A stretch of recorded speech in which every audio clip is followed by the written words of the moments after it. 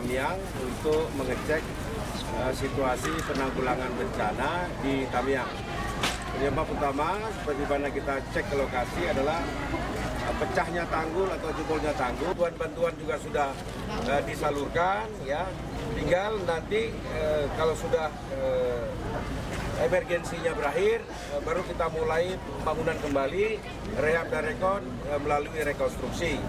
Hari ini juga tim BNPB pusat juga berada di barat selatan untuk juga bersama-sama dengan kita mengecek situasi, karena sebahagian kami sudah bersurat kepada BNPB untuk dibantu juga oleh BNPB. Ya, hari ini mereka sedang pengecekan ke lapangan, jadi simultan dengan yang kita lakukan di Tamiang pada hari ini. Kira-kira demikian. Terima kasih banyak ya.